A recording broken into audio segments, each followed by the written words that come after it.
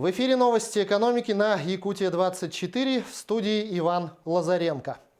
Снова за партой. За 6 лет 450 тысяч граждан предпенсионного возраста пройдут профессиональную подготовку. Безработные по направлению служб занятости при этом будут получать стипендии. С этого года правительство совместно с регионами начинает реализацию программы профессионального обучения граждан предпенсионного возраста. Премьер-министр России Дмитрий Медведев призвал отслеживать ситуацию, чтобы люди с большим опытом и хорошей квалификацией имели возможность работать дальше. Для этого нужно создать им условия для получения дополнительного образования, отметил премьер. Ежегодно на эти цели планируется направлять около 5 миллиардов рублей. Львиную долю расходов берет на себя правительство. Каждый год программы переобучения будут проходить 75 тысяч человек. Обучение рассчитано на 3 месяца. Средняя стоимость программы – 53 тысячи рублей. Граждане, которые будут проходить переобучение, то есть являющиеся безработными по направлению служб занятости, будут иметь возможность получать стипендии в размере минимального размера оплаты труда. В 2019 году это 11 280 рублей, заявила вице-премьер Татьяна Голикова. Отмечается, что там, где предусмотрена выплата районного коэффициента, стипендии на эту сумму будут увеличены. О том, как эта программа будет реализована в республике, рассказал нашему каналу председатель Госкомитета Республики по занятости населения Степан Москвитин. Составлена программа, определенная на уровне Российской Федерации по обучению и переобучению и повышению квалификации граждан предпенсионного возраста. Сегодня такое мероприятие реализуется, республика участвует в этом. Это федеральный проект «Старшее поколение». Он реализуется в рамках майского указа президента Российской Федерации, 204-го. Мы включились. В этом году у нас показатель 378 человек мы должны переобучить. Так. Ну и технология как... Это вот граждане предпенсионного возраста. Да, это именно для граждан предпенсионного возраста. На федеральные деньги. Так. И республика тоже софинансирует. Но я думаю, что мы реализуем это. Ну вот немного последний буквально момент по предыдущему вопросу, именно с возрастом. В этом году он на полгода повышается. Или да, на полгода. На полгода повышается. То есть сегодня, грубо говоря, мужчины выходят в 60,5 лет на пенсию, в 61 где-то вот так. То есть обращаться... Нет, если мужчины выходили, значит, 55 лет, да, так, то они вот как раз-таки полгода... Какого возраста мужчины и женщины могут сегодня уже обратиться на вот переобучение? Уже они могут обратиться вот с 64-го года рождения мужчины, они уже могут обращаться сегодня. Да, и, соответственно, женщины 69-го года рождения. Ага. Забайкалье и Бурятия получат почти 20 миллиардов рублей в связи с включением в Дальневосточный федеральный округ.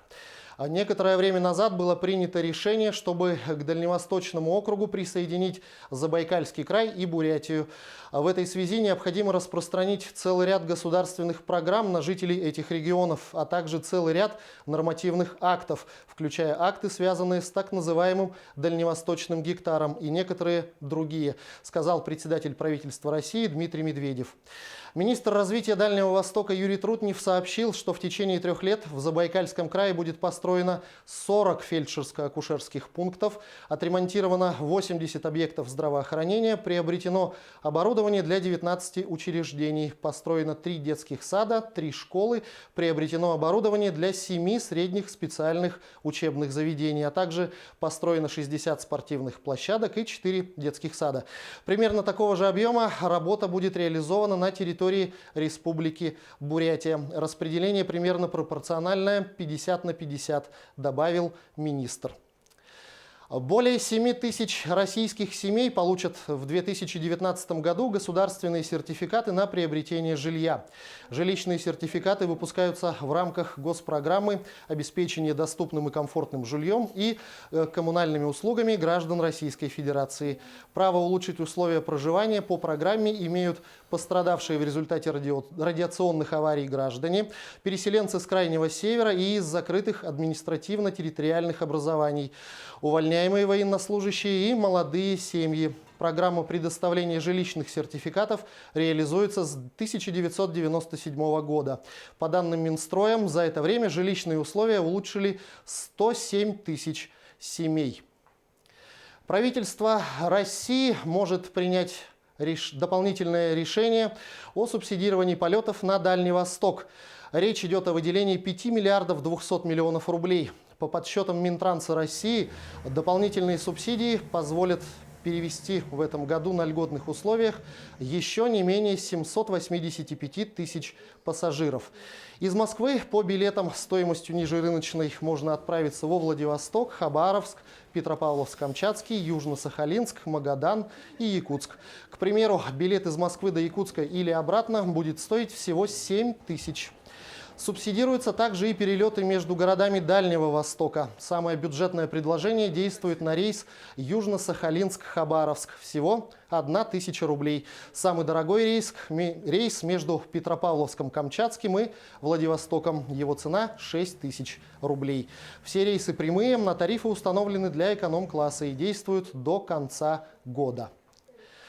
Начнут ли управляющие компании наконец-то работать как надо? Минстрой России предлагает ужесточить ответственность управляющих компаний за нарушения в сфере ЖКХ. Об этом сообщил заместитель министра строительства и ЖКХ России Максим Егоров. Мы планируем внести законопроект, который дополнительно в Кодекс об административных правонарушениях будет вводить отдельный состав административного правонарушения «Грубое нарушение лицензионных требований управляющей компанией». Размер штрафа будет составлять от 300 до 350 тысяч рублей, сказал замминистра. Егоров напомнил, что ранее было законодательно введено разделение нарушений в области управления многоквартирными домами на грубые и негрубые, и установлен механизм изъятия домов из управления во внесудебном порядке по решению органов надзора. В последнее время социальные сети и мессенджеры облетела новость о якобы начавшейся продаже любимого многими на завтрак продукта куриного яйца. Но не десятками, как мы с вами привыкли, а упаковками по 9 штук, чтобы скрыть повышение цены. Как отметил директор Нерюнгринской птицефабрики Егор Макаров, подобной упаковки на предприятии не заказывалось. Отмечается, что отпускная цена на продукцию птицефабрики не повышалась, и в увеличении конечных цен в розничных магазинах можно винить только сами розничные магазины. Более того, Егор Макаров отметил, что в связи с планируемым увеличением производства этим летом Нерюнгринская птицефабрика может даже снизить цены на отпускаемую продукцию. На этом у меня все новости. Оставайтесь в курсе экономических событий на Якутия 24.